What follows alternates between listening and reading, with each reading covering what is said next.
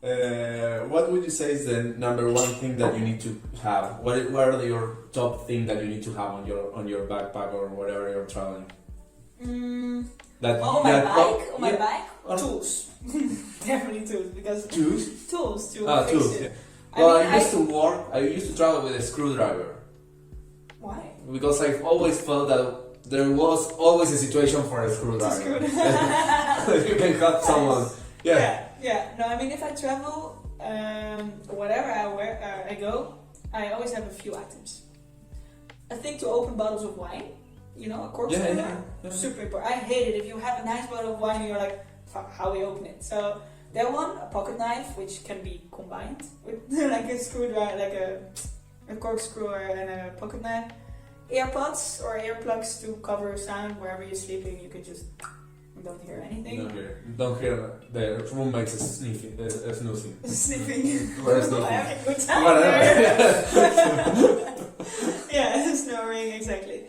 And I think that's it. I mean, sometimes I bring a lock, but at the end I never use it, to lock things. If you're sleeping somewhere and you put a lock, but I kind of trust everyone. Yeah, okay. Would you say that travel make you trust more easily into people? Yeah, definitely. You see the good side of the people because you meet people usually on a way more random way, and you see the beauty of everyone who's coming from everywhere. That I trust a lot of people. Also with hitchhiking, I hitchhiked a lot, and it's always good. I always have good experiences.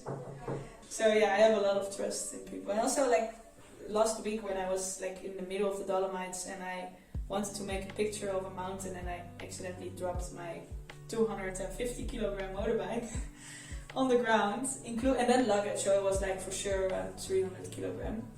And I was like, fuck, I can't lift it up, and my fuel tank is not fully sealed, so all my gasoline was leaking out. No. And I was in the middle of nowhere, so I closed it with my hands and I used my other hand to just wave. And then the car came and this guy helped me out. He had the tools to help me repairing my steer because that was bent like this. And I was like, see, everyone is there to help you in case there's something. I mean, and that makes me trust a lot of people. I always say to people that I travel with or people that ask me that I believe that travel makes you see the good, that people are naturally good. Yeah. In that regard. So that's. I think traveling is really good for everyone because you become a really nice person. I think of it and helpful and friendly and open-minded, and you want to explore things. You're not scared of the unknown. So. Yeah. And probably having some objective or maybe a sport that you want to practice. Yeah. Is the enough motivation. Yeah. For me, downhill skateboarding made it sounds super cheesy, but changed my life because I traveled so much more because I wanted to skate everywhere, and then also because the sport is so small. The last 8 months traveling, I almost maybe 2 or 3 times had to book a place to sleep. All the other times there were people where I could sleep. Even though I never met them, but we just know we're skating. So when I was not couch surfing, but the groups of exactly. Okay. When I was in Chile, I just said yo, I'm in Chile, someone living here, and then people respond, yeah, I live in Santiago. I was like, oh, cool. Are you free these days? He was like, yeah. Do you still need a place to sleep? I was like, actually, yeah. He's like, when do you land? And I say my flight number, and they pick you up. And it's you actually never met them, but just because you do the same sports, you do that for each other. And they pick me up, and they drive me to their house, and you can... it's the most chill way of traveling. And it feels satisfactory. You feel satisfaction about it, right? Yeah. It's always better with the local. Exactly. Yes. Yeah. I never feel the tourist because I'm always with the local, even I'm the tourist. Yeah, that's great because you see the things that maybe a regular tourist cannot see. Exactly. And it also puts a lot of... traveling is kind of a lot of organization. You have to check where you're going to sleep. You have to check how you move to the other place. You have to find a taxi. You have to see what is a nice restaurant. You go to TripAdvisor, what's a nice restaurant. And all of those things I actually never do. Because if I'm with people, they're I can sleep, you can sleep here. Oh, is there a bus? Oh, I can bring you. Or they tell me where the bus is. And, oh, where should we go for dinner? I know a good place. So they kind of, I trust them for that they show me around. And it sometimes went well and sometimes went bad? Or? Well, I don't have a reference because I've never been there. Yeah. So it's always good. It's always surprising at some point, right? Yeah. Okay, that's basically the idea, right? So you would say like maybe best plan is no plan, but having a local that decided for you in a way. Yeah. So yeah. And during this trip, you are in a straight row of 8 months of traveling right now. Yeah, I went home for 4 weeks in December. Okay. To celebrate Christmas. Yeah, Christmas and New Year's, or the World Cup and see Argentina win. I haven't seen it. No problem, I was just kidding. Because I know some friends of mine were still in Argentina, and I saw some videos and everyone was going crazy. I was like, yeah, I went back to Argentina to see the World Cup. So. Really? You Yeah. went back? I was there. Yeah, I can show you a couple of videos of crazy people later. Nice. Yeah. So where were you before you flew to Argentina? To see Yeah, traveling around Europe. So you literally flew from Europe. I did like to Amsterdam, Argentina. Belgium, get back to Madrid, and there I took like the flight back to Argentina. And anyways, would you, whenever you're traveling, do you miss your home at some point? I mean, I miss it in some way, but it's a good way of missing. It's not like missing and you're suffering and you're not having a good time.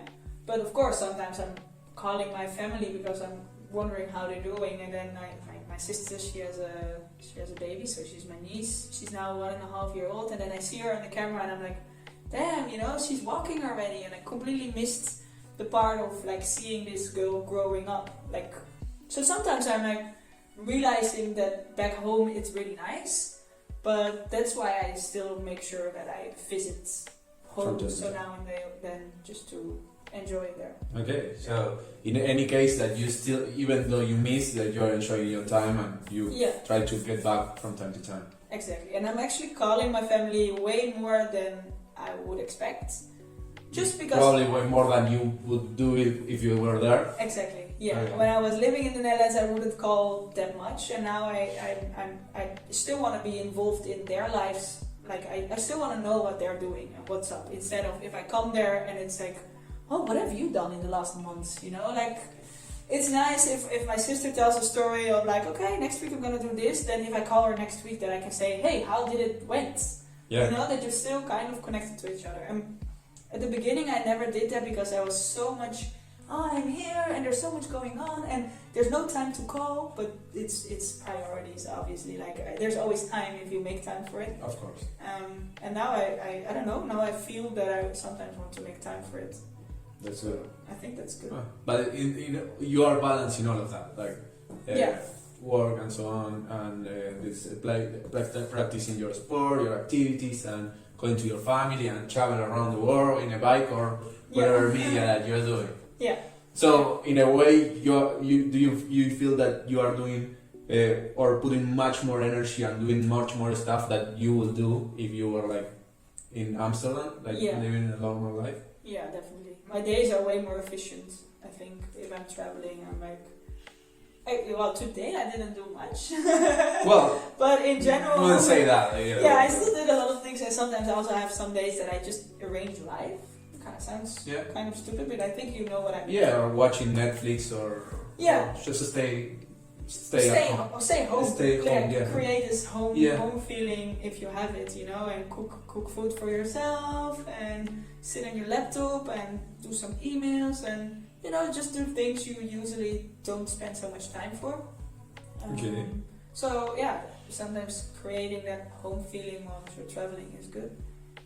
But I think in general, all the days if I'm traveling, I want to see everything, and I maximize the time. Yeah. Okay. What would you say? Because, for example, in Argentina, although there probably are a lot of people that want to practice this sport that you're doing with the longboard or any other sport that is probably not so popular as, let's say, football. Yeah. They see that will be a really challenging. It will need a ton of money, and probably you are condemning your life in poverty. How would you encourage people to practice this sport or any other, or for example, skydiving? Yeah, I mean, every sport, you don't have to do it forever. Like, if you dedicate to learn something, it doesn't mean you have to do it for the rest of your life. Like, I mean, if you want to go to skydiving, it is expensive. And I realize that already now, and I'm doing it for 1 year now. And I love it now, and I prioritize it now. Like, I'm willing to spend my money now to do skydiving. But I don't know if I will do that in 3 or 4 years. So it's like, if you see something, whatever sport it is, just try to do it and see if you like it. And if you like it, you keep on doing it. And if you at some point, like after a few years, you're like, okay, you know, I'm not like motivated that much anymore to do it every day, then that's also okay. And then you search for something new. Yeah. Like, for some reason, I'm staying addicted to skateboarding for 8 years. There you go. But I mean, if I don't like it anymore. But would you accept the way of living through that? Yeah. Yeah. Yeah. With enough sponsorship. Yeah, I mean, I'm spending a lot of money for myself to do it because I like it. So I don't mind to spend money for it. So any sponsor out there, you know. Yeah. No, yeah, I mean, I like to do it, so I'm like, okay, I spend money for it. And if at some point you spend money for something which doesn't give everything back, yeah.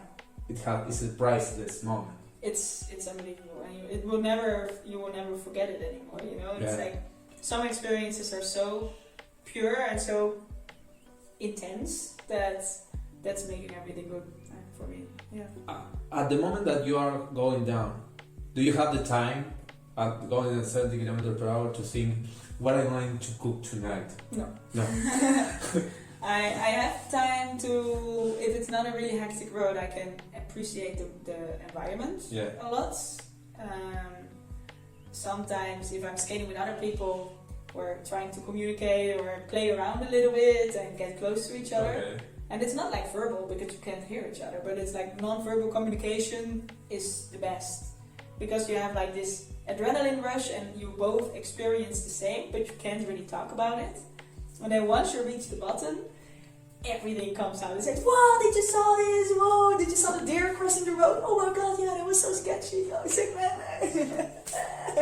You know, that's happening. Like, and that's such a nice feeling of like explosion of adrenaline, which you couldn't share. Like, you could share, but you couldn't mention it.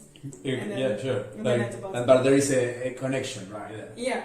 And I think with more sports, like I had this conversation with, I think, what sport was it? I think a skydiver also. It was a skydiver, and he said the same. He was like, we can't really talk during falling, falling out of a plane. But then once you're at the bottom, you can actually talk about what just happened. So everyone always came down like, yo, that was cool, did you saw this? And before I was skydiver, I was here actually giving workshops for skateboarding, and I saw everyone coming down with all these stories, and I was looking up the air. I was like, I have no idea what's going on up there, you know? Yeah, you just see a point falling down, maybe. You see like a little dot, maybe, you don't know, you know? And then when you see everyone at the bottom, like sharing this energy, I wanted to do it too. How long does it take you to take the course of skydiving? Depends on the weather. You can do it in 2 days. In 2 days? Yeah, your AFF, that's the first course you have to do to become a skydiver, is 7 jumps. So before you start the course, you have 1 day of ground school, and you learn all the safety procedures and everything you have to know before jumping out of a plane. And then your first jump ever is alone. I mean, you have 2 instructors jumping with you, but then like in the air, they have like some hand signals of what you have to do. How was that feel? It was crazy. Like, I was in the plane all the time, like, okay, at this height I have to do this. Okay, my altitude meter works. I was so nervous. I was like all the time Remember repeating. to pull the string. Yeah, right? here. Oh yeah, like down here. And you have like your cutaway in case you want to get rid of your parachutes. You have it here, and then you have your emergency here. And I mean, I was all the time repeating all my information. Then the pilot says like 1 minute call, so it's like in 1 minute the door opens and everyone goes out. This 1 minute I was like, okay, I'm going to jump out. And then once the door opened and you feel the wind and the cold temperature. Isn't that the worst part? That's the worst part, because everything said in my body, Don't go. Why am I doing this? Yeah. Why am I actually spending money for a feeling For- which is not satisfying? Yeah. And then the door opens and I was one of the last jumping, so everyone jumps out, and then you have to walk on the edge and just. You need it's those type of planes that you like crawl Yeah. because you don't have space to get up. And you put like the legs outside and you're sitting down in the middle of the void. Exactly. Yeah. And you hold yourself facing the propellers, so you feel like the wind from the propellers, and then your instructor here and one instructor on the outside, and you have to like I don't know even what we had to do. Yeah, up, down, and then you just jump. And then your instructors can kind of hold you in case you're out of balance.